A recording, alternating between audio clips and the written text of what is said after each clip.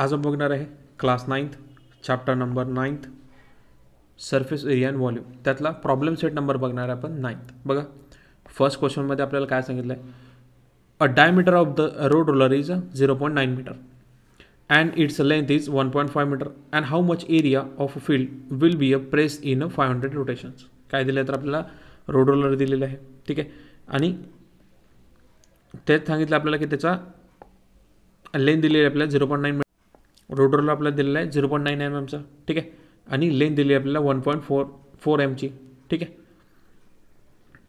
आणि how much area field will be pressed in 500 rotation. तर आपल्याला त्यात विचारलेलं आहे की जे रोड रोलरचं पूर्ण बॅरर आहे ते जर 500 रोटेशन त्याचे पूर्ण कंप्लीट झाले तर ते किती एरिया कव्हर करणार आहे ते आपल्या इथे फाइंड आउट करायचं. बघा आता सोल्युशनमध्ये काय तर आपल्याला जो गिवन डाटा आपण तो इथे लिहिणार आहे. डायमीटर त्याचं किती 0.9 मीटर,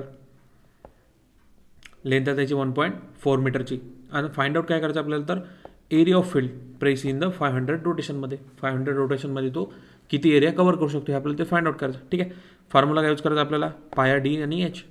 पायाची व्हॅल्यू आपली 22/7, डीची व्हॅल्यू आपण घेतली 0.9, एचची व्हॅल्यू किती आहे तर आपली 1.4, ठीक आहे.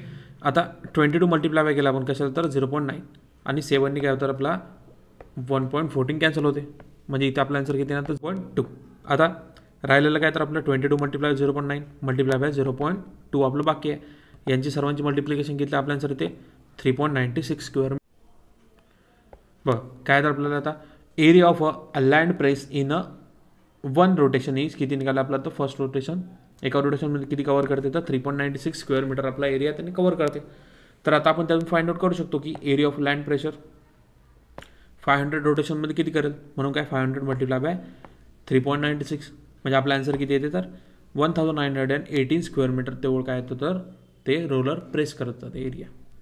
सेकंड क्वेश्चन बघा, to make an open fish tank a glass sheets of 2 mm is used the outer length and breadth and height of the tank is 16.4 cm and 14.4 cm and 14.2 cm respectively, and how much maximum value of water will be contained in it. बघा काय दिले आपल्याला त्याच्यात गिवनमध्ये, thickness दिली आहे ग्लासची 2 mm ची, त्याची बाहेरची लेंथ किती आहे तर आपली 16 मीटर दिलेली आहे, आणि ब्रीथ दिलेली आहे आपल्याला त्यातली टँकची किती आहे तर 14.4 सेंटीमीटरची, ठीक आहे. आता the length of the tank किती आपली तर 14.2 सेंटीमीटर दिलेली आहे. अँड द फाईन काय करायचं आपल्याला तर volume of the water fish tank, ठीक आहे. काय करायचं त्यातला याच्यातला आपल्याला हा फाइंड आउट करायचा की त्यात व्हॉल्यूम किती दिलेलं आहे कंटेनरमध्ये, ठीक आहे. फर्स्ट आपलं काय तर थिकनेस ऑफ ओल्ड ग्लास किती आपल्याला 2 mm ची दिलेली आहे, ठीक आहे. त्याला आपण सेंटीमीटरमध्ये कन्वर्ट करून घेऊ, म्हणजे काय करायचं सिम्पली म्हणजे काय आपला आन्सर 0.2 सेंटीमीटर आपला आन्सर येणार आहे. नंतर आउटर लेंथ ऑफ टँक किती आहे आपली तर 16.4 सेंटीमीटरची.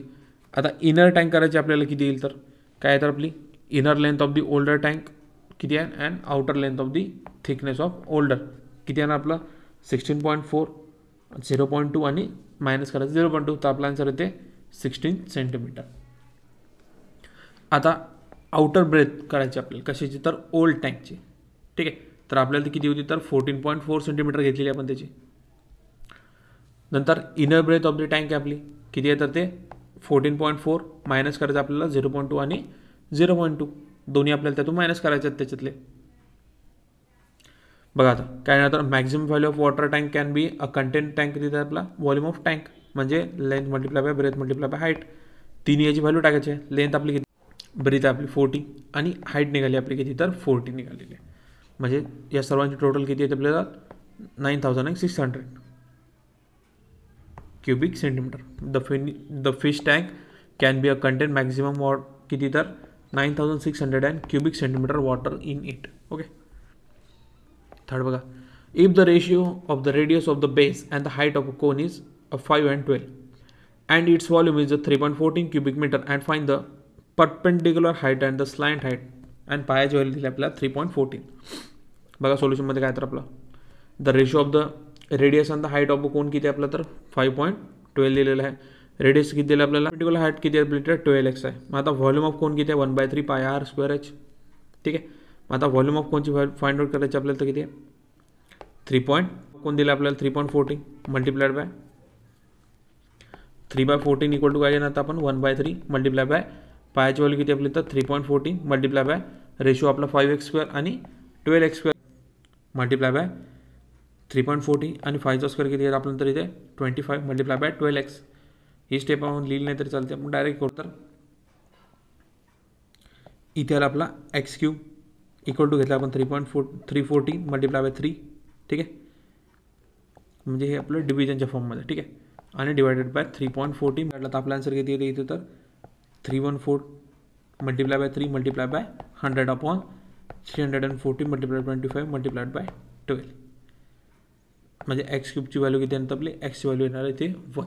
ठीक आहे, आता r व्हॅल्यू आपली किती घेतली आपण 5x, म्हणजे करायचं आपल्याला. मग आता h व्हॅल्यू किती आपली तर 12 आहे, म्हणजे 12 मल्टिप्लाय 1, तरी आपला आन्सर किती आहे तर 12.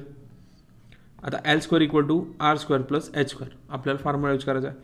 आरची व्हॅल्यू घेतली आपण 5², 12 एचची व्हॅल्यू घेतली आपण 12², म्हणजे इथे येणार 25 प्लस 144. तर आपला आन्सर किती इथे 169. आणि L 169चा स्क्वेअर कसा देता 13चा स्क्वेअर येतो आपला. फोर्थ बघा, find the radius of the sphere if it's a volume of 904.32 cubic centimetre and पायाची व्हॅल्यू दिली आपल्याला 3.14. ठीक आहे, आता व्हॉल्यूम ऑफ स्पियर किती फॉर्म्युला आपला 4 by volume of sphere formula काय आपला 4/3 पाया r³, म्हणजे व्हॉल्यूम ऑफ स्पियरचं किती दिलं आपल्याला 904.32 आणि 4/3 मल्टिप्लाय बाय करणार आपण त्याला काय तर 3.14 मल्टिप्लाय बाय r³. ठीक आहे, r³ आपण घेणार आहे लेफ्ट साईडला. हे सर्व जाईन आपलं डिव्हिजनच्या फॉर्ममध्ये, म्हणजे 90432 मल्टिप्लायड बाय करणार आपण त्याला 3 आणि खाली येणार आपलं 4 मल्टिप्लाय बाय 314. ठीक आहे, हे आपलं कट होऊन जाईल दोन्ही इथे. तर आपली व्हॅल्यू किती राहणार इथे खाली 11304 multiply by 3 and divided by 157. या 157ला आपण कॅन्सल करू शकतो. 157 1 आणि इथे येईल आपला 72. म्हणजे आरची व्हॅल्यू किती येईल तर r³ आपली 72 मल्टिप्लाय बाय करणार आपण त्याला 3. तर आपला आन्सर येते 216. आपला आन्सर किती येते 72 मल्टिप्लाय बाय केला आपण 3, तर आपला आन्सर येते 260. आणि हा कशाचा क्यूब आहे तर आपला 6चा बनतो आपण 216 क्यूब. म्हणजे आपला आरची व्हॅल्यू येणार आपली 6. रेडियस ऑफ द किती स्पियर इज 6 सेंटीमीटर.